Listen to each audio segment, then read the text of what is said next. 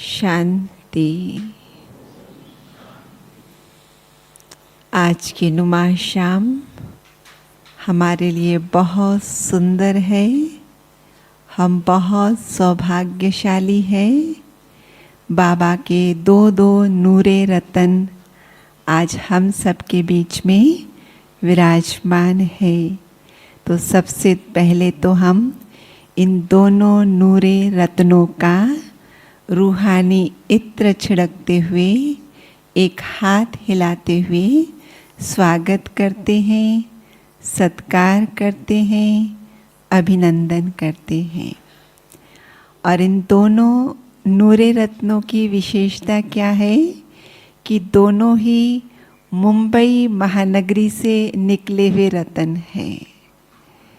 और दोनों की और एक विशेषता है कि दोनों ने ही मम्मा, बाबा आदि रतन दादियों और दादाओं की पालना ली है। न सिर्फ पालना ली है, लेकिन उनके हाथों से गढ़ी हुई ये त्याग और तपस्या की दोनों ही मूर्त हैं। और दोनों के जीवन की और एक विशेषता ये है कि दोनों ने विदेश सेवाएं भी की और दोनों मधुबन निवासी भी हैं। तो बहुत सारी विशेषताएं दोनों में हम देखते हैं समान हैं। और इसलिए आज हमने सोचा, चूँकि आज शीलू बहन का जन्म दिवस भी है, तो हमने सोचा, और दीदी के शीलू दीदी के जीवन में निर्मला दीदी का भी बहुत बड़ा रोल है। और इसलिए हमने सोचा दीदी के जन्मदिन, शीलू दीदी के जन्मदिन पर अगर निर्मला दीदी हमारे साथ हो तो कितना न बड़ा हमारे लिए वरदान है। तो शीलू दीदी भी बहुत खुश होंगे आज कि आज हमारे बीच में निर्मला दीदी भी हैं। और निर्मला दीदी को भी आज अवश्य खुशी होगी कि उनके हाथों से पली हुई उनकी ही रतन आज उनके सामने बैठी हुई है। तो दोनों की विशेषताएं तो बहुत हैं। दीदी तो हमारे मुंबई में मेडिकल स्टडीज़ पूरी किए निर्मला दीदी ने 62 में, और फिर आपको बाबा मिले। और पहले शायद दीदी मम्मा से डायरेक्ट ज्ञान सुना। दीदी ने मम्मा से ज्ञान सुना ना आपने पहले, बाबा से भी पहले। हाँ, बाबा से भी पहले निर्मला दीदी मम्मा से मिले। और शीलू बहन की विशेषता ये है कि शीलू बहन बाल्यकाल से बाबा के पास आए, और बाल्यकाल में न सिर्फ बाबा के पास आए, लेकिन डायरेक्ट बाबा की गोद में आपका अलौकिक जन्म हुआ है। और फिर निर्मला दीदी को चूँकि पढ़ाई तो हो चुकी थी, बाबा मिल गए थे, तो दीदी ने बाबा की राय सलाह से सेवा केंद्र भी खोला और क्लिनिक भी खोला। और सेवा केंद्र की विशेषता ये रही कि दीदी वो पहली कन्या रही जिसको उनके लौकिक पिता ने सेवा केंद्र दहेज में दिया। और उस सेवा केंद्र में फिर दीदी शीलू दीदी ट्रेनिंग में गए थे। तो ये विशेषता है। और फिर तो निर्मला दीदी को बाबा ने 71 में विदेश यात्रा में भेजा। 71 से 78 तक दीदी विदेश की अलग अलग सेवा स्थानों पर गए। डिटेल तो हम उनके ही मुखारविंद से सुनेंगे अभी। और फिर 78 में सिडनी में बेस्ड रहे, और पूरे 30 वर्षों तक वहाँ रहकर एशिया पैसिफिक रीजन में बाबा की सेवाओं का विस्तार किया।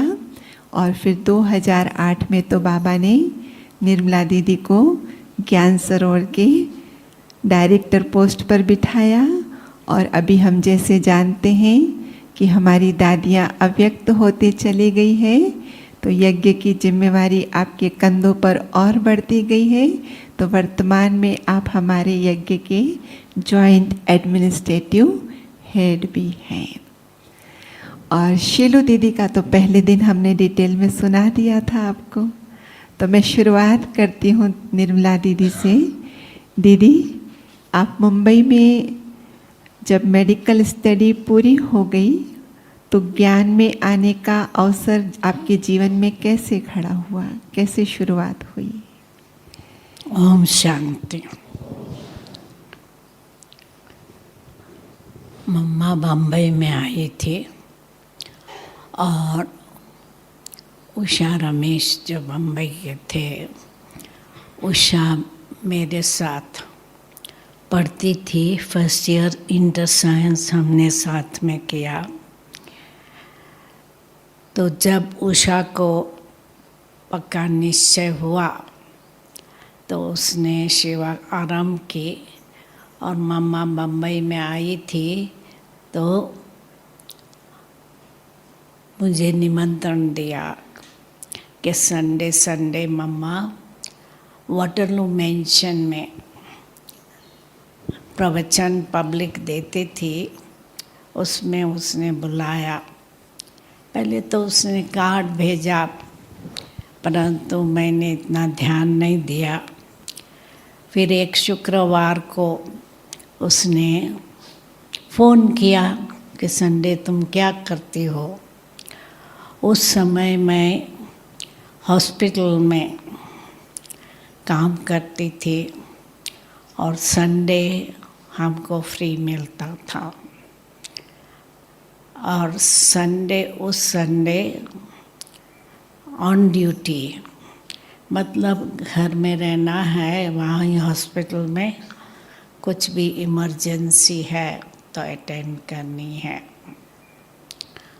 परंतु 2 घंटा शाम को फ्री होता था तो मैं मम्मा के प्रवचन में गई। प्रवचन के बाद फौरन उषा ने मुझे पकड़ा और कहा तुम कोर्स करोगी? मैंने कहा ठीक है। तो संडे मम्मा का प्रवचन सुना, मंडे से कोर्स किया। तो कोर्स रोज़ शाम को 2 घंटा निकाल के हॉस्पिटल से जाती थी और कोर्स पूरा हुआ। फिर शाम को ही टाइम मिलता था, हम जाती रहती थी। मम्मा का क्लास सिर्फ हमें संडे मॉर्निंग में सुनने मिलता था क्योंकि ड्यूटी होती थी, सिर्फ शाम को 2 घंटा फ्री होता था।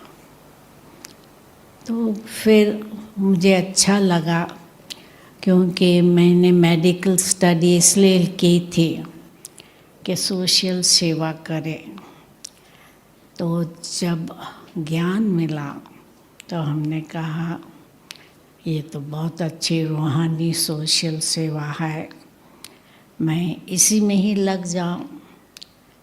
तो मैंने मम्मा से पूछा कि मैं प्रैक्टिस नहीं करूं और इसी सेवा में लग जाऊं। मैंने कहा नहीं, बाबा से पूछना। फिर जब मधुबन आई, बाबा से पूछा तो बाबा ने कहा नहीं, तुमको तो डबल डॉक्टर बनना है, दोनों सेवा करनी है। तो इसी रीत से फिर चलती रही और जो भी जीवन में मोड़ आता था ब्रह्मा बाबा से राय लेती थी क्योंकि मेरा विचार था कि कोई गांव में जाके सेवा करूं, क्योंकि मुंबई में तो गली गली में 1-2 डॉक्टर होते हैं।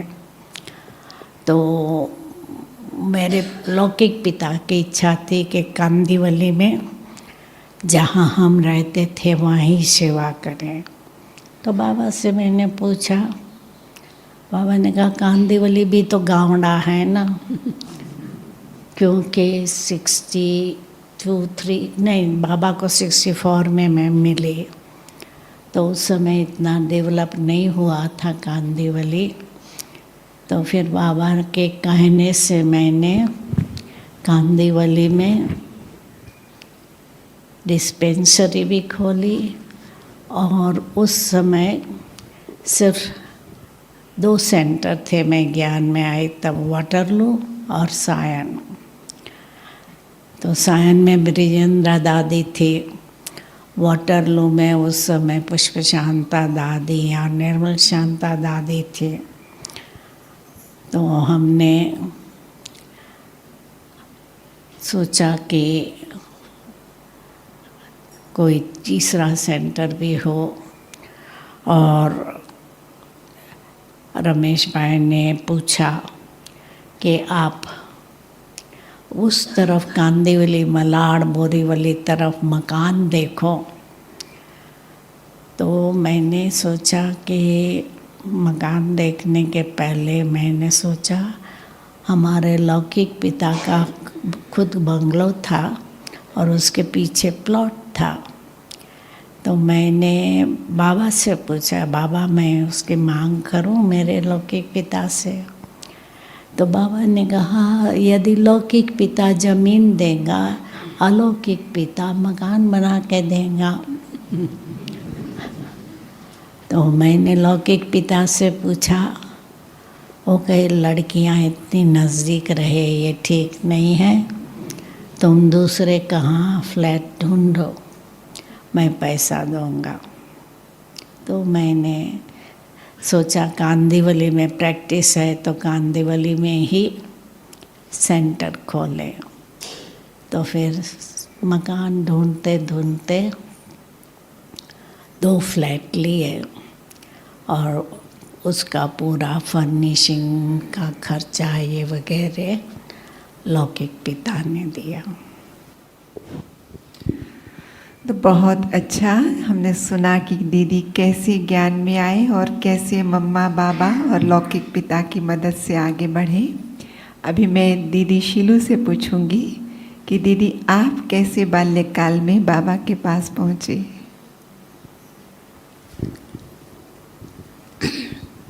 मेरा सर्वप्रथम ब्रह्मा कुमारियों से कांटेक्ट 1958 में हुआ। तब मैं केवल 10 साल की थी। मेरी लौकिक माता जी मुझे एक गीता पाठशाला में लेके गई। हमारी बिल्डिंग में गीता पाठशाला खुली थी मुंबई में, कुर्ला वाडिया स्टेट कहते थे उस समय। तो हमारी बिल्डिंग में ही खुली थी वो गीता पाठशाला, और मेरी लौकिक माँ वहाँ जाती थी। कोर्स जो उस समय कोर्स तो कुछ होते ही नहीं थे, लेकिन वहाँ जाती थी और ज्ञान सुनती थी। तो एक दिन वो मुझे ले गई, मैं 10 साल की थी केवल, 58 की बात है। तो और सीधा मुरली में बैठ गई, परंतु मैंने मुरली पूरी समझी जैसे कि मेरे लिए कोई नई बात थी ही नहीं। ज्ञान को भी पूरा जैसे समझ लिया, ऐसे मुझे लगा। तो एक शब्द भी हमने मिस नहीं किया, सुनती रही एकाग्रता से और समझ गए, ऐसे लगा। तो वो मेरा बिगिनिंग था। लेकिन फिर तो स्कूल जाते थे तो सब बातें तो भूल जाते हैं। लेकिन 1959 दिसंबर में बाबा मुंबई आए थे। बाबा हर साल मुंबई आते थे, खास सर्दियों में, और 3-3 महीना मुंबई में रहते थे, क्योंकि आबू में बहुत ठंडी होती थी, बहुत ठंडी। दिसंबर, जनवरी, फरवरी ज़बरदस्त ठंडी होती थी। तो डॉक्टर्स के कहने अनुसार भी मुंबई गर्म शहर है, मतलब वहाँ ऐसी ठंडी तो नहीं होती है माउंट आबू जैसी। वहाँ तो हर साल सारा साल एक जैसा ही लगभग होता है। तो बाबा मुंबई आते थे, अलग से एक फ्लैट लेते थे किराए पर, और 3 महीने के लिए वो बाबा वहाँ रहते थे। तो बाबा रोज़ ब्रह्मा भोजन रखते थे। कहीं न कहीं के भाई बहनें आते थे, करीब 25-30 में आते थे, और बाबा दिन में ब्रह्मा भोजन रखते थे बच्चों के साथ। और तो हमारी लौकिक मदर को भी निमंत्रण मिला, गीता पाठशाला में जाती थी तो मुझे भी लेके गई। और वो दिन था जब ब्रह्मा भोजन में सब बैठे। और ब्रह्मा भोजन ऐसे नहीं जैसे अभी होता है, क्योंकि यहाँ भी तो हज़ारों की भीड़ है। उस समय तो थोड़े ही होते थे।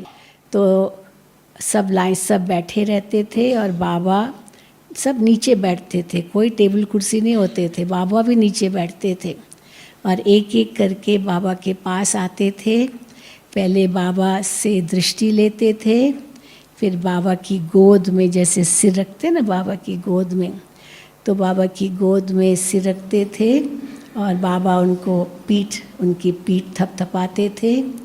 फिर जैसे बाबा से दृष्टि लेते थे और बाबा उनके मुख में गिट्टी डालते थे, माना भोजन का एक जैसे रोटी का टुकड़ा सब्जी मुँह में डालते थे और फिर कोई ना कोई वरदान साथ में बाबा देते ही थे और फिर वो वापस जाते थे।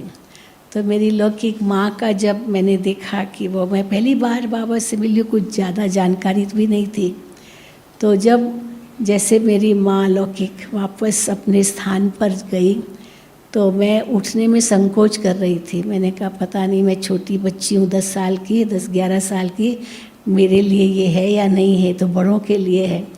लेकिन बाबा ने मुझे बुलाया, आओ बच्ची आओ, बच्ची आओ। तो जैसे ही बाबा ने कहा आओ बच्ची आओ, तो मुझे ऐसे करंट महसूस हुई जैसे मेरा पिता मुझे बुला रहा है। मेरे लौकिक पिता की डेथ हो गई थी रोड एक्सीडेंट में। मैं तब केवल 3 दिन की थी कि जन्म ही हुआ था और रोड एक्सीडेंट में उनकी मृत्यु हुई थी। और उसी दिन मेरे मदर को जैसे ब्रह्मा बाबा साक्षात्कार में दिखे थे, एक फरिश्ता, और वो उनके सामने आए और मेरी लौकिक माँ के आगे ऐसे हाथ पसारे और कहा कि ये बच्ची मेरी है, मैं इनका पिता हूँ और मुझे दे दो। तो अपना अनुभव सुनाती है। तो मेरी लौकिक माँ ने उसको देखा, एंजल, बिल्कुल लाइट फरिश्ता रूप। तो मेरी लौकिक माँ ने मुझे उठा के जैसे उनको दिया। 3 दिन की थी केवल, और फिर तो ओझल हो गया ही, वो दृश्य ओझल हो गया। लेकिन उसको ये ज़रूर संकल्प आया कि कौन था, और ऐसे कैसे कह दिया मैं इनका पिता हूँ। तो कोई फरिश्ता आए और ऐसे कहा, और फिर मेरे पिता की उसी दिन ही शाम को डेथ हुई, जबकि सुबह ये अनुभव उनको हुआ। बस फिर तो बात तो सब भूल गए थे, लेकिन मेरी लौकिक माँ ज़रूर बताती थी कि ये अनुभव हुआ है। और फिर जब बाबा की गोद में बाबा ने कहा आओ बच्ची आओ, तो मुझे लगा मेरा पिता मुझे बुला रहा है। और मैं दौड़ करके, थोड़ा दूर बैठी थी, दूर ऐसे बैठे थे, और मैं दौड़ करके बाबा के पास आई और एकदम बाबा को ऐसे पकड़ लिया जोर से, आज से करंट आई ना हमको, मैग्नेटिक पुल। और फिर बाबा ने उसी समय मेरी पीठ थपथपाई और बाबा ने कहा कि बच्ची अपने पिता के पास वापस आ गई। ये बाबा के उस समय के शब्द थे। तो ये वरदान उसी समय दिया। तो इसी प्रकार फिर तो मैं सेंटर पर जाती रही, बाबा की मुरली चलती थी, तो मैं रोज़ सुबह पहले बाबा की मुरली सुनने जाती थी स्कूल यूनिफॉर्म में। पहले मुरली सुनती थी और उसके बाद फिर स्कूल जाती थी। तो मुझे याद है निर्मला दीदी भी उन्हीं दिनों में ही आए थे, मतलब वो भी स्टूडेंट थे। वो तो बहुत दूर रहते थे, मैं तो लगभग वहीं रहती थी, हमारा घर वहीं था। तो हमारे लिए मुश्किल नहीं था आना, क्योंकि स्कूल जाना, उसके पहले मुरली सुनना, फिर स्कूल जाना। तो रोज़ ये सिलसिला चलता था और बाबा के साथ बहुत ही नज़दीकी अनुभव किया। फिर तो मैं मधुबन आई 1 साल के बाद, जब ये रमेश उषा की बात कर रहे हैं, आप लोग जानते होंगे रमेश भाई उषा बहन, ये पवित्र युगल है। कैसे बाबा, इन्होंने गंधर्व विवाह का ही रूप था और बाबा ने इनको मधुबन में निमंत्रण दिया। ये मधुबन आए थे, तो जो पार्टी मधुबन में उस समय 61 में आई थी, मैं भी उसी ग्रुप में ही थी और मैं मधुबन आई रमेश भाई उषा बहन के उसी ग्रुप में। और वहीं पर मैंने बाबा के आगे इंग्लिश में पोइट्री सुनाई, थोड़ा छोटा लेक्चर भी थे, इंग्लिश में दिया। तो बाबा ने उसी समय मुझे वरदान दिया, बच्ची तुम इंग्लिश में बहुत होशियार हो, क्योंकि कॉन्वेंट स्कूल में मीडियम, माना इंग्लिश स्कूल बॉम्बे में तो बहुत ही अच्छे स्कूल है, तो मैं उसमें पढ़ती थी। तो बाबा ने उसी समय मुझे वरदान दिया कि बच्ची बाबा तुमको विदेश भेजेगा, सीधा उसी समय ही बाबा ने ये वरदान दिया, जबकि मैं इतनी छोटी थी, 12-13 साल की होगी, लेकिन बाबा ने मुझे ये वरदान दिया। पर फिर तो पीछे मुड़ने का तो सवाल ही नहीं। और हम बॉम्बे में रह करके मधुबन में भी आए और फिर सेंटर पर भी जाते रहे और पढ़ाई भी साथ साथ पढ़ते रहे। तो शुरुआत। तो इस प्रकार से दीदी बाल्यकाल में बाबा के पास आई। अभी निर्मला दीदी से पूछना चाहूँगी, दीदी जब आपने सेवा केंद्र खोला तो उसमें किस प्रकार की एक्टिविटीज़ चलती थी और कैसे ट्रेनिंग आदि प्रोग्राम का आयोजन होता था? क्या था कि सेंटर खुला तो एक्टिविटी तो जैसे सेंटरों में होती है, मॉर्निंग मॉर्ली दिन में 4 बजे माताओं का क्लास, शाम को फिर इवनिंग क्लास। और ब्रह्मा बाबा के दिनों में मधुबन में जो भी कोई भी आते थे ना, तो वो ट्रेनिंग नहीं चलती थी, क्योंकि सब समझते थे हम तो ब्रह्मा बाबा से ही सुनेंगे, तो ब्रह्मा बाबा ट्रेनिंग नहीं कराते थे। उस समय उन दिनों में अमृतसर में ट्रेनिंग चलती थी, नए नए कुमारियों की चंद्रमणि दादी कराती थी। ब्रह्मा बाबा के बाद की बात है? ब्रह्मा बाबा के ब्रह्मा बाबा के सामने सामने ही ये नहीं, ट्रेनिंग यहाँ नहीं होती थी मधुबन में। बाबा के साथ ही मिलन होता था, ट्रेनिंग यहाँ क्या होती? अमृतसर की बात। अमृतसर में चंद्रमणि दादी ट्रेनिंग कराती थी और काफ़ी पंजाब के कुमारियों को दादी ने तैयार किया। और बम्बई में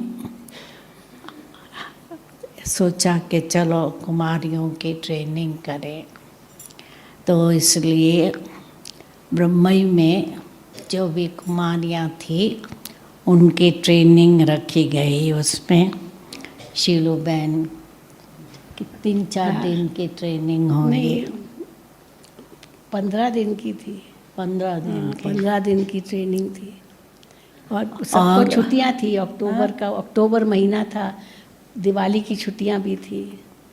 कन्याओं की ट्रेनिंग रखी, जो मकान इनों को मना पिता ने दिया, तो उसमें ट्रेनिंग बाबा ने कहा रखो, तो उसमें मैं भी एक थी कुमारी उस ट्रेनिंग में।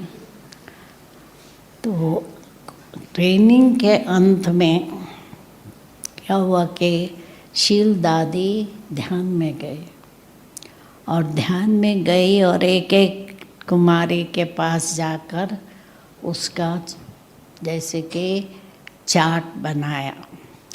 तो उस आत्मा को ड्रॉ करके अंदर यदि विकार है तो काला काला दाग, और यदि उनकी शक्ति चारों ओर फैलती है तो जैसे किरणें आत्मा में से निकलती थी। ऐसे सबका एक एक का चार्ट बाबा ने लिख कर दिया। तो एक ही बार हुई ट्रेनिंग वो, और 15 दिन की हुई। 8 दिन या 15 दिन याद नहीं है, पर याद नहीं है, लेकिन काफ़ी ऐसे नहीं कि 2-4 दिन नहीं, ज़्यादा थी। तो समझो वो पहली ट्रेनिंग हुई और लास्ट ही ट्रेनिंग थी वो।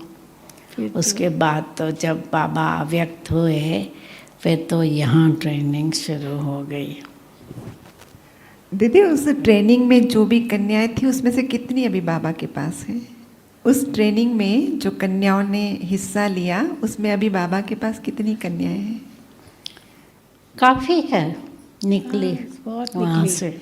ये सब दिव्या बहन, जैसे योगिनी बहन, योगिनी है, हाँ, ये सब उस समय मेरा बॉम्बे की जो अभी ये हिम्मत नगवार ज्योति, चंद्रिका सब बहुत, और ये सब मुंबई के ही हैं। सब वहाँ के कांदिवली की हाँ, मेजॉरिटी थी। प्रतिभा होंगे, प्रतिभा जो म्यूजियम में है।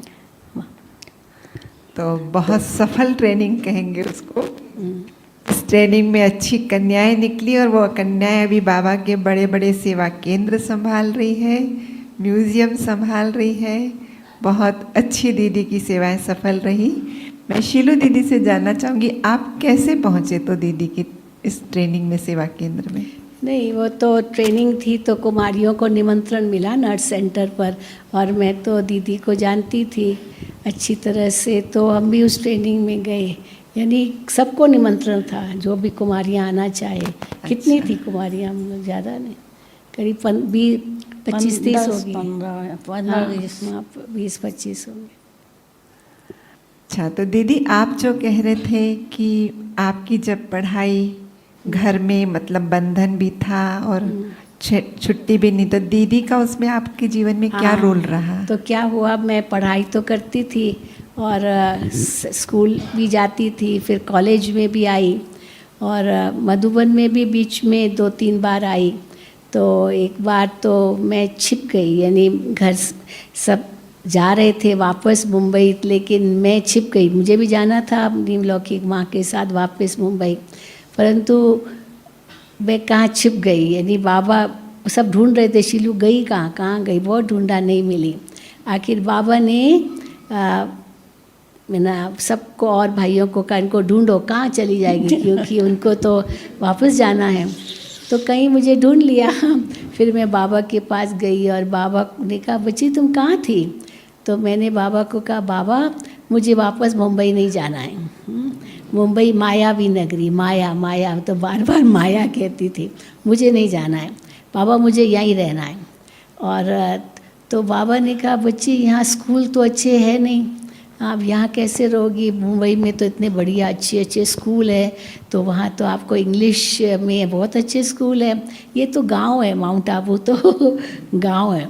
आप मुंबई में जाओ और आपको बहुत अच्छी पढ़ाई भी करनी है, तो बाबा आपको विदेश भेजेंगे, तो आप मुंबई में पूरी पढ़ाई करो। तो फिर मैं गई, बाबा ने कहा, वापस गई। तो मैं कॉलेज में थी, ये 1967 की बात है, और दीदी ने सेंटर खोला 1966 में, 1966 में। तो 1967 में ये ट्रेनिंग रखी थी। मैं 60 तो उस समय मैं इंटर साइंस में थी। उस समय 11, 2 और 2 ऐसे होते थे। 11 कक्षा तक स्कूल और फिर 2 साल कॉलेज, फिर 2 साल डिग्री, ऐसे। तो हमारा इंटर साइंस चल रहा था और उस समय हम ट्रेनिंग में आए।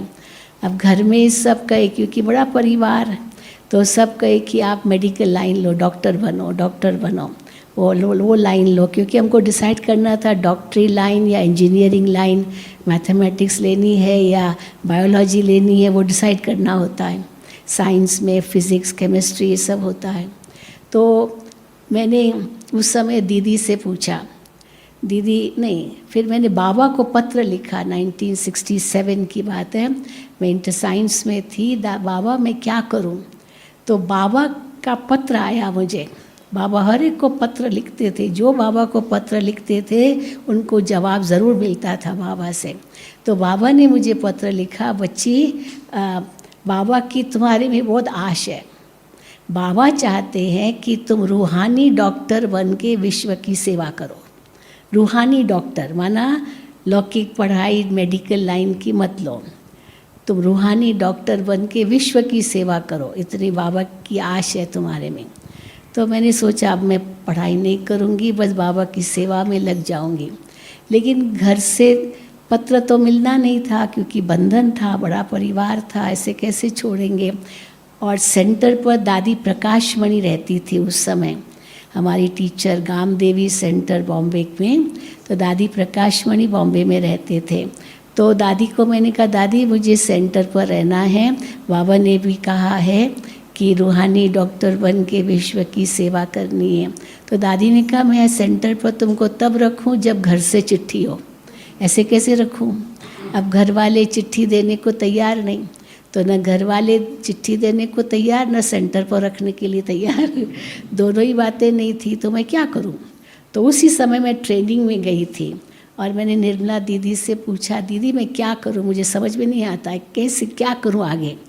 तो दीदी ने कहा, कोई बात नहीं, हमारी दीदी की ये विशेषता है, इतना सहज कर देती है कि ऐसे नहीं ये करो या वो करो, नहीं, एक धक से जो करना है वो फाइनल, दीदी कहती है।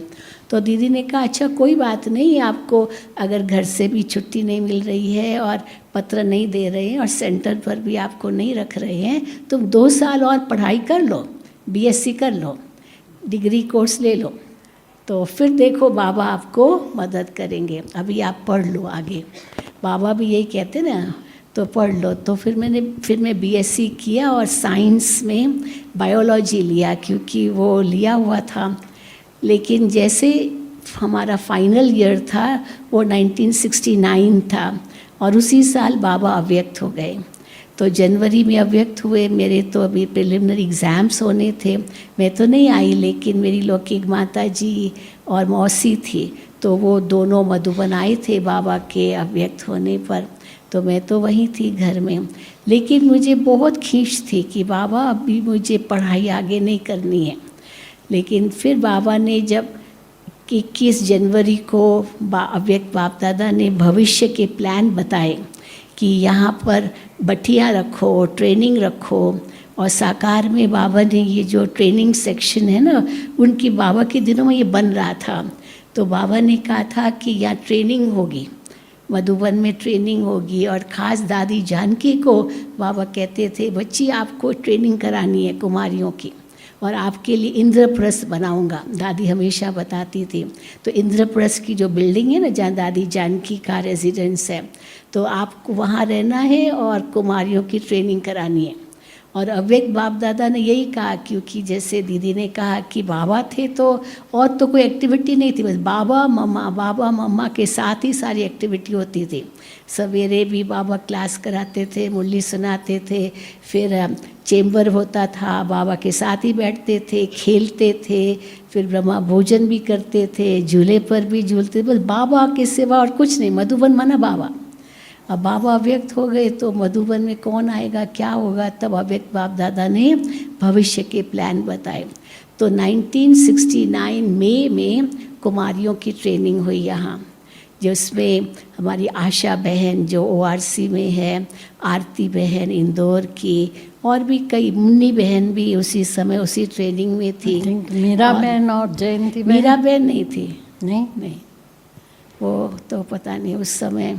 तो हम लोग वो बहनें थी, चंद्रिका बहन जो ये अहमदाबाद महादेव नगर की उस समय थी। और उनके पहले मार्च अप्रैल में 2 महीने की ट्रेनिंग हुई, जिसमें वेदांती बहन वो सेंटरों पर रहना शुरू कर दिया था। और हम लोग वो कुमारियाँ थी जो कॉलेज से आई थी। हम आशा बहन भी कॉलेज पढ़ के आई थी, चंद्रिका बहन भी लॉ कर रही थी, वो भी पढ़ाई करके आई, मैं BSc करके आई। ऐसे हम लोग 30 कुमारियाँ थी। और फिर कैसे बाबा अव्यक्त बाबा हम एक हर तीसरे चौथे दिन आते थे हम कुमारियों से मिलने के लिए। और ये मेडिटेशन हॉल नहीं था, केवल हिस्ट्री हॉल था, और हम ट्रेनिंग सेक्शन में रहते थे।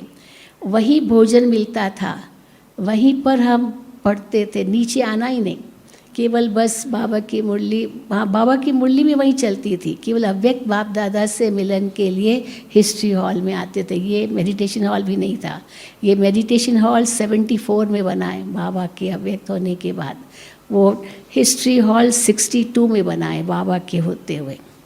तो फिर क्या था, तो बाबा ने हमसे कई बार पूछा, सबसे पूछा कि आप सब रेस में दौड़ो और बाबा आपको नंबर देगा, बाबा नंबर देगा। तो सब बहुत रेस में दौड़ रहे थे, अच्छी 1 महीने की ट्रेनिंग चली। दादी चंद्रमणि हमारी टीचर थी, और भी कई बड़ी बड़ी दादियाँ हमारी टीचर थी, क्योंकि अव्यक्त बाप दादा ने सारी जो दादियाँ थी, जब वो कराची से यहाँ आए और सेंटर खुले तो सब दादियों को सेंटरों पर भेजा। लेकिन अव्यक्त हुए जब बाप दादा ब्रह्मा बाबा, तो बाबा ने सब दादियों को जैसे मधुबन में बुला लिया। उस पर दादी प्रकाश मणि मुंबई में रहती थी, तो दादी को भी मधुबन में बुला लिया, औरों को भी ऐसे बुला लिया। तो हमारी ये सब टीचर्स थी दादियाँ। और फिर बाबा ने अंत में कहा कि अभी 1 महीने की थियोरिटिकल ट्रेनिंग की है, 1 महीने की प्रैक्टिकल ट्रेनिंग करने जाएंगे तो बाबा नंबर देंगे। तो सब ने हाथ उठाया, हम सेवा केंद्र पर जाएंगे। तो ऐसे ट्रेनिंग हुई हमारी और हम सब सेवा केंद्रों पर गए। 30 कुमारियाँ थी, सब के सब सेवा केंद्रों पर गई। ऐसी ट्रेनिंग हुई मधुबन में। जी, तो बहुत कितनी पावरफुल ट्रेनिंग रही होंगी, जो पिलर्स बन गए हैं अभी ये सभी दादी बहनें। जानकी भी हमारी मुख्य टीचर थी, दादी जानकी और चंद्रमणि दादी, कूंज दादी, ये सब दादियाँ थी। और एक बात जो दीदी ने हाईलाइट की, शीलू दीदी ने निर्मला दीदी के प्रति, कि दीदी की विशेषता है, कोई भी अगर कोई बात दीदी से पूछेगा तो मझधार में नहीं रखेगी, सीधा एक धक से इस पार या उस पार की बात कहेगी।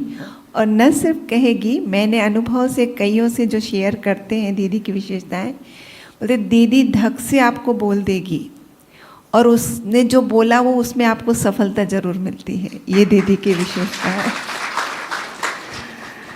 तो वही देखा कि कैसे शीलू दीदी के जीवन में भी दीदी की बात बिल्कुल सत्य साबित हुई। अब मैं निर्मला दीदी से जानना चाहूँगी, दीदी भारत में सेवा आपने आरंभ कर दी, फिर आपको विदेश सेवा के लिए कैसे चुन लिया गया? 1971 जुलाई में, जनवरी में पहले दिल्ली में योगा कॉन्फ्रेंस हुई और उस योगा कॉन्फ्रेंस में मेरा, जगदीश भाई, न्यूयॉर्क की मोहिनी बहन आदि सबका लेक्चर था। हमारा टॉपिक था मेडिटेशन एंड मेडिकेशन, योगा और मेडिसिन। तो हमारे ग्रुप में बहुत फॉरेनर्स आए थे और उस ग्रुप में इंडियन भी थे। तो इंडियनों ने सवाल पूछना शुरू किया, पवित्रता क्यों धारण करते हैं? पवित्रता क्यों धारण करते हैं? इंडियन ने पूछा। इंडियन ने पूछा और वो सारा इंग्लिश में था। तो प्रवचन तो हमको आनंद किशोर भाई ने लिख के दिया था, मैंने पढ़ के सुनाया। और प्रश्न उत्तर था। तो जगदीश भाई भी उसी में बैठे थे, तो मेरी बाजू में आ गए, उन्होंने जवाब देना शुरू कर दिया। फिर उसी कॉन्फ्रेंस में एक अमेरिका के भाई ने निमंत्रण दिया कि जुलाई में कॉन्फ्रेंस हमारे पास हो रही है, आप जिसको भी आना है सब आ सकते हैं। तो समझो 54 में दादी प्रकाशमणि, रतनमणि दादी और आनंद किशोर दादा विदेश टूर पर गए थे, जापान में निमंत्रण मिला था। फिर उन्होंने एशिया का टूर किया। जगदीश भाई ने तो हाँ ज़्यादा एशिया का टूर किया उन्होंने, जापान से रास्ते में।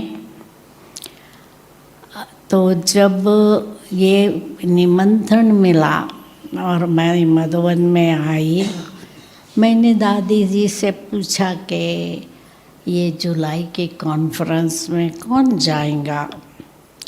दादी ने पूछा तुमको जाना है? मैंने कहा मैं जा सकती हूँ, क्योंकि मेरे लौकिक पिता की इच्छा थी कि मैंने MBA BS यहाँ किया इंडिया में, तो मैं एडवांस स्टडी के लिए विदेश जाऊँ। और मैंने कहा मुझे गाँव में सेवा करनी है, बड़ी डिग्री लेके क्या करूँगी? इसलिए मैंने कहा मुझे नहीं जाना है, परंतु मुझे मालूम था कि यदि कुछ खर्चा करना है वो करेंगे। तो मैंने कहा मेरे लौकिक पिता खर्चा करेंगे। तो उस समय उन्होंने फाइनल किया कौन कौन विदेश जाएगा। तो मैं, रोज़ी बहन, उसके पिता भी धनवान थे, उन्होंने खर्च किया, रमेश भाई, जगदीश भाई और शील दादी। तो मेजोरिटी ने तो अपना अपना खर्च किया, सिर्फ जगदीश भाई का यज्ञ ने किया। हम 5 जने विदेश सेवा पर जाने के तैयार हुए जुलाई में। तो हमारा पहला स्टॉप था लंदन। लंदन में उस समय ऑलरेडी 10-12 इंडियन स्टूडेंट थे। तो जगदीश भाई ने और हम लोगों ने डिसाइड किया, जगदीश भाई कहे हम टूर करके सारा, हम लोगों ने टिकट बनाई थी राउंड द वर्ल्ड ट्रिप के लंदन, अमेरिका, फिर विदेश में ऑस्ट्रेलिया, न्यूजीलैंड, सिंगापुर, हांगकांग आदि की हमने टिकट बनवाई। पर लंदन में सोचा कि ऐसे टूर करके नहीं जाना है, कहाँ तो सेंटर खोलना है। और लंदन में ऑलरेडी 10-12 स्टूडेंट थे। जयंती बहन की माता जी रजनी बहन वो क्लास कराती थी अपने घर में। उसका पति मुरली भाई ज्ञान में नहीं था पर सहयोगी था, तो वो अपने घर में क्लास कराती थी। तो सभी से वायदा कराया कि यदि हम सेंटर खोलें लंदन में तो कौन कितना पैसा देगा, क्योंकि लंदन में तो यहाँ से तो पैसा नहीं भेज सकते हैं, लोकल लोगों को सपोर्ट करना होगा। तो उन्होंने कहा भले भले सेंटर खोलो, हम लोग खर्चा करेंगे। तो हम लोगों निकल तो गए, पर उन्हों को काम दिया कि मकान ढूंढना। तो हम लोग तो समझो लंदन से फिर न्यूयॉर्क में आए, फिलाडेल्फिया गए, सैन फ्रांसिस्को, LA सब स्थान पर गए और सेवा की। पर न्यूयॉर्क में हमने रियलाइज़ किया, क्योंकि लंदन में तो रजनी बहन के घर में हम 5 ठहरे, विदेश में 5 को ठहराना अपने घर में सहज नहीं है। और इंडियन तो हम यूज्ड टू नहीं है ना सेवा करने के लिए, स्थूल सेवा। तो रजनी बहन को खाना भी पकाना, सफाई भी करनी, ये भी करना। तो हमने रियलाइज़ किया कि 5 जने तो बहुत है। न्यूयॉर्क में भी 5 साथ में रहे। हम लोगों ने अपार्टमेंट हायर किया और वहाँ रहे। पर वहाँ आकर हमने सोचा कि अभी हम 2 ग्रुप में जाएं, अलग अलग 3 ग्रुप किया। जगदीश भाई अकेला गया, मैं और रमेश भाई गए, और शील दादी और रोज़ी बहन अलग गए। तो रोज़ी बहन के भाई अमेरिका में थे, तो उनके पास ये लोग गए और फिर आगे बढ़े। और जगदीश भाई अकेले गए और मैं और रमेश भाई साथ में गए। तो सैन फ्रांसिस्को में हम पहुँचे और लंदन से पत्र आया कि हमें फ्लैट मिल गया है। तो दादी जी को, प्रकाशमणि दादी यहाँ थी, तो कहा कि टीचर भेजो, फ्लैट मिल गया। दादी कहे हम टीचर कहाँ से लाए, आप 5 अंग्रेजी जानने वाले हैं, हम दूसरा तो हैंड नहीं निकाल सकते, आप में से कोई एक लंदन जाएं। तो हम लोगों ने मीटिंग की। शील दादी कहे मेरी माँ बूढ़ी है, मैं नहीं जाऊंगी। तो उसको कांध ऐसे ऐसे लाती थी क्वीन मदर। रोज़ी बहन कहे मेरी माँ को भी बीमारी है, मुझे जाना पड़ेगा। रमेश भाई कहे मेरा तो बिजनेस है, मुझे जाना पड़ेगा। और जगदीश भाई कहे मेरा भी तो मैगज़ीन वगैरह लिखना है तो मुझे इंडिया जाना पड़ेगा। मैं उस समय प्रैक्टिस करती थी, अपने डिस्पेंसरी कांदीवली में खोला था, और एक दूसरी डॉक्टर बहन, मेरी बहन की फ्रेंड थी, उसको बिठा के गई कि मैं 2-3 मास में वापस आएंगी। परंतु मैं अकेली रही जो निर्बंधन थी। तो मुझे कहा ठीक है तुम जाओ वापस लंदन। और लंदन आए तो फ्लैट भी मिलना मुश्किल था।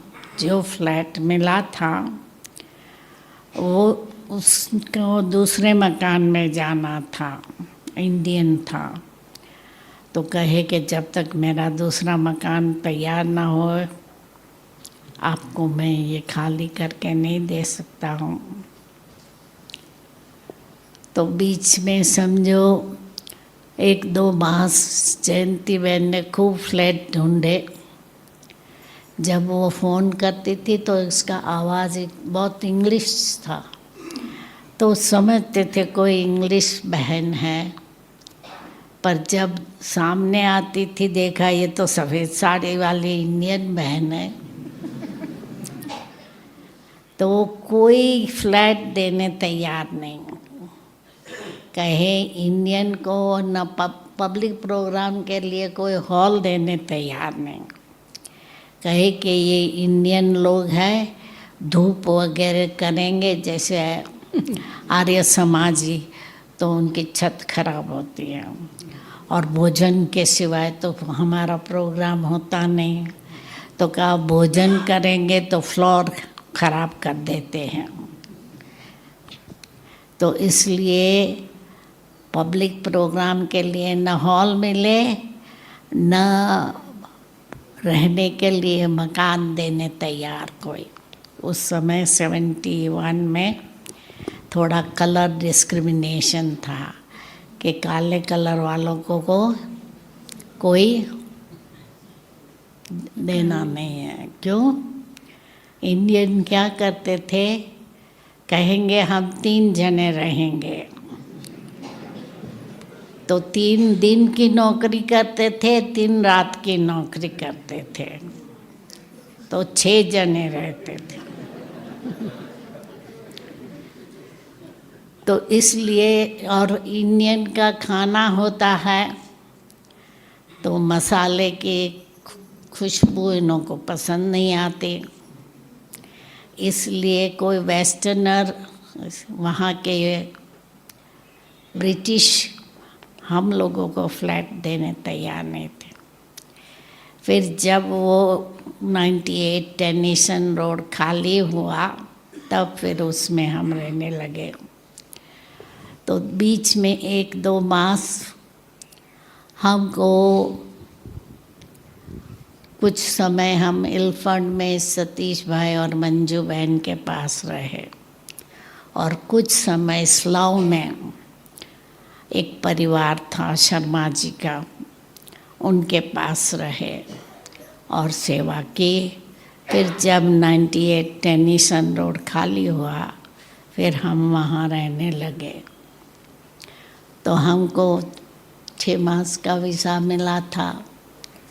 तो जब वीज़ा पूरा होने वाला था तो दादी रतन मोहिनी आई और वो 6 मास रही जी। फिर मुझे कहा कि अभी तो ये थोड़ी अनुभवी हो गई है लंदन की सेवा की, इसलिए इसको ही भेजो। तब हमको दादी ने परमिशन दी, अच्छा तुम अभी डिस्पेंसरी भले बंद कर सकती हो और विदेश सेवा में जाओ। तो ये रही दीदी की कहानी, कैसे डबल डॉक्टर रहे और फिर रूहानी डॉक्टर की समाज को ज़्यादा ज़रूरत है, इसलिए फिज़िकल डॉक्टर वाला रोल बाबा ने भी कह दिया बंद कर दो ताकि फोकस कर सके एक तरफ। अब मैं शीलू दीदी से पूछना चाहूँगी कि शीलू दीदी भी पहले भारत में ही सेवा की, जैसे कहा कि प्रैक्टिकल ट्रेनिंग के लिए भेजा गया आपको, और फिर आपका भी अचानक विदेश में नंबर लगा और फिर जैसे आप भारत में रहते दीदी निर्मला के सेवा केंद्र में पहुंच गए, ऐसे विदेश में कब दीदी के साथ आपका मिलाप हो गया? जरा इस पर प्रकाश दीदी के डालेंगे। साथ फिर अफ्रीका में मुलाकात हुई, क्योंकि 74 में दादी जी ने वेदांती बहन और हमको अफ्रीका सेवा पर भेजा और हम अफ्रीका में कई देशों में सेवा करने गए, क्योंकि जिसने निमंत्रण दिया उसने कहा एक गुजराती बोलने वाली, एक इंग्लिश बोलने वाली 2 बहनें भेजो, क्योंकि इंडियंस बहुत थे अफ्रीका के अंदर। तो एक बिजनेसमैन था जिसने निमंत्रण दिया, तो हम दोनों को दादी जी ने अफ्रीका भेजा। राम काका, रामू काका, उनको बहुत ही एकदम कैसे बाबा कहते लास्ट सो फास्ट, बस वो आत्मा ने कैसे बेहद की सेवा कराई अफ्रीका में। तो बहुत सेवा कराई और उस समय कई भारत से बहनों को दादी जी ने अफ्रीका भेजा। चंद्रू बहन जो सैन फ्रांसिस्को में है, निर्मला दीदी और भी कई आए। तो फिर उसके बाद मॉरिशस में भी उसने एक मकान ले लिया और सेवा केंद्र खोला। तो दादी जी ने हमको कहा कि अभी आप मॉरिशस में सेवा करो। तो उन दिनों में दीदी निर्मला अफ्रीका आए हुए थे, ज़ाम्बिया देश में हम जहाँ आरंभ की सेवा। तो दादी ने हम दोनों को मॉरिशस भेजा। तो मॉरिशस में हम 3 महीना रहे, दीदी निर्मला और मैं। शुरुआत की मॉरिशस में सेवा। अब उस समय इतने स्टूडेंट्स तो थे नहीं और मॉरिशस में इंडियंस बहुत, हिंदी बोलने वाले, भोजपुरी बोलने वाले। तो हम सवेरे सवेरे मुरली में, मैं दीदी को मुरली सुनाती थी, दीदी कभी मुझे मुरली सुनाती थी हम 2 ही बहनें होते थे। लेकिन फिर कैसे जो हिंदी प्रोग्राम टीवी में देता था वो डायरेक्टर खुद कोर्स करने आया और निर्मला दीदी ने उनको कराया और वो रेगुलर स्टूडेंट बन गया। तो ऐसे करके बहुत सेवाएं शुरू हुई। तो अफ्रीका से फिर मॉरिशस आए, दीदी के साथ ही हम मॉरिशस में 3 मास रहे। फिर दादी जी ने निर्मला दीदी को फिर ऑस्ट्रेलिया, न्यूजीलैंड भेजा और भारत से और बहनों को मॉरिशस भेजा जो मेरे साथ रही। फिर मैं मधुबन पार्टी लेकर आई थी मॉरिशस से, फिर वापस गई। लेकिन फिर 6 मास के बाद 76 में मैं मधुबन आई और तब से दादी जी ने मुझे मधुबन में रखा। तो 76 से मैं मधुबन में ही रह रही हूँ, क्योंकि विदेशियों की सेवा और साथ साथ राजयोग शिविर की सेवा ये दोनों शुरू हो चुके थे। तो दादी जी ने मुझे मधुबन में रखा, फिर और बहनों को भेजा अफ्रीका में और मॉरिशस में। तो ऐसे ही सेवाएं हुई। ओम शांति। तो बहुत सुंदर कि मॉरिशस में भी सेवा का बीज डालने के लिए दोनों बाबा के नूरे रतन वहाँ पहुँचे। फिर तो बाद में और निमित्त वहाँ बने, लेकिन बीज डालने के निमित्त बने। तो ऐसी दोनों महान मूर्तियाँ आज हमारे सामने हैं।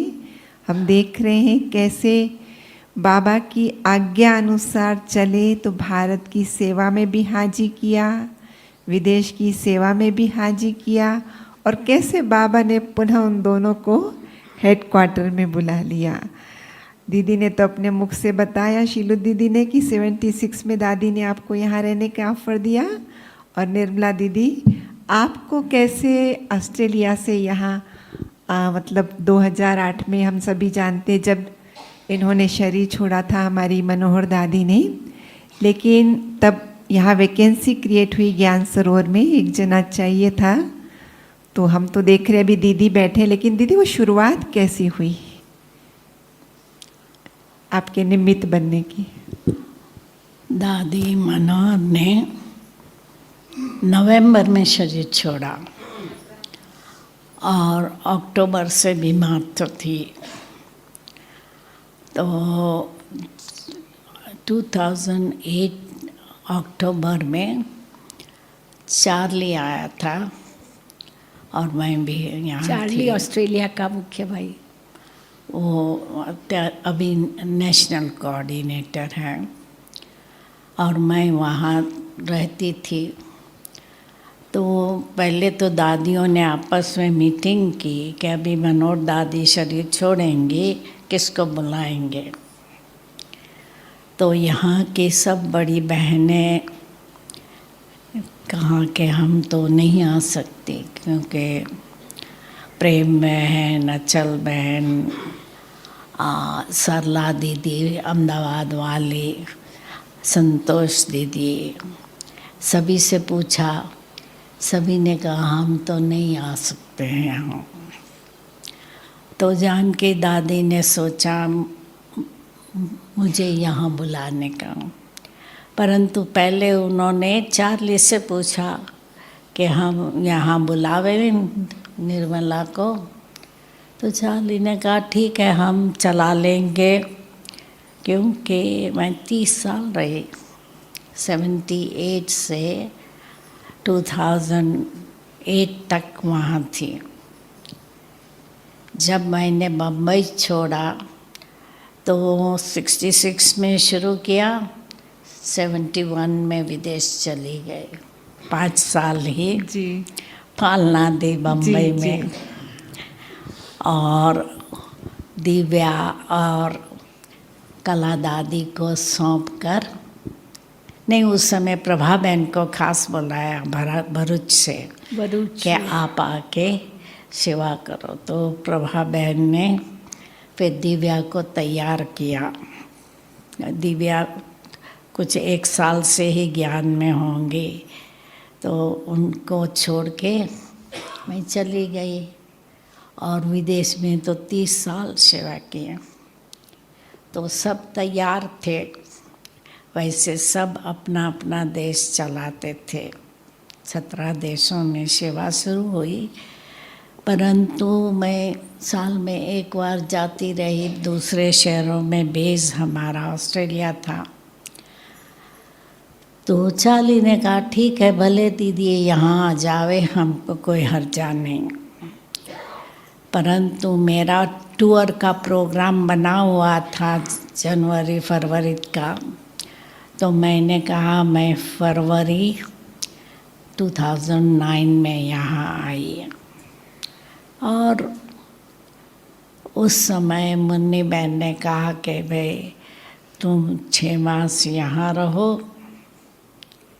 जब दादी और मुन्नी बहन ने फाइनल किया, विदेशी सीज़न है 6 मास, अक्टूबर से मार्च एंड तक, तो कहा तुम यहाँ रहना और मार्च से सितंबर तक विदेश यात्रा ऐसे करो, 15 दिन यहाँ 15 दिन वहाँ। तो ऐसे 2018-19 तक कर किया। फिर तो 2 साल कोरोना का था, तो इसलिए गई नहीं हूँ। तो यहाँ ही रह गई हूँ। तो दीदी आपने एक धक से ऑस्ट्रेलिया छोड़ दिया ना फिर तो ये भी हमें बहुत सीखने को मिलता है कि भले बाबा किसी भी सेवा केंद्र या सेवा के लिए हमें जिम्मेवार बनाते हैं, लेकिन अगर बाबा कहे कि छोड़ो तो उस समय हमें उससे डिटैच भी अवश्य हो जाना चाहिए। और जब दीदी ने डिटैच होकर हाँ में हाँ किया बड़ों के, आज हम देखते हैं दीदी यज्ञ के लिए जॉइंट एडमिनिस्ट्रेटिव हेड के रूप में हम सबके बीच में। तो बाबा को हमारा भविष्य पहले से पता है।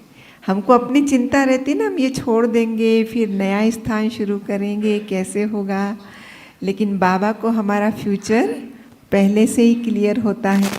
और इसलिए अगर बाबा की हाँ में हाँ करें तो अवश्य ही हम दिन दुनी रात चौगुनी इस विधि से जंप करते हुए आगे बढ़ते जाते हैं, जो इन दोनों दीदियों के अनुभव से हमने आज सीखा।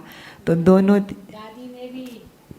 दादी जी ने मुझे कहा कि बस अभी मॉरिशस नहीं जाना है, यहीं रहना है। जी दादी, अफ्रीका से मॉरिशस आना है। जी दादी। तो आज के इस दोनों दीदियों के अनुभव से हमें बहुत कुछ प्रैक्टिकल में सीखने को मिला। हम दोनों दीदियों का अपना अमूल्य समय निकाल कर आए और हमारे साथ अपने जीवन के वो अनुभव सुनाए जो शायद कभी हमने सुने नहीं भी थे और सुने भी होंगे कहीं किसी रिकॉर्डिंग में, लेकिन जो रूबरू बैठकर सुनते हैं उसका तो कुछ अलग ही मन पर प्रभाव पड़ता है। तो बहुत बहुत धन्यवाद निर्मला दीदी जी और शीलू दीदी जी का। अभी बस याद में बैठेंगे 2 मिनट और उसके बाद निर्मला दीदी और शीलू दीदी और हम तीनों यहाँ से छुट्टी लेंगे। फिर आप 7:30 बजे तक योग कंटिन्यू करेंगे, क्योंकि कल तो हमारी पूना की बहनों ने बर्थडे भी मनाया ना वहाँ पे। तो अभी आज टर्न है मधुबन वालों के साथ बर्थडे मनाने का दीदी का, तो हम लोग चले जाएंगे। हाँ ठीक ठीक। 2 मिनट योग के बाद हमारी निर्मला दीदी भी उठेंगे और फिर आप योग भी कंडक्ट करेंगी पूना की बहनें।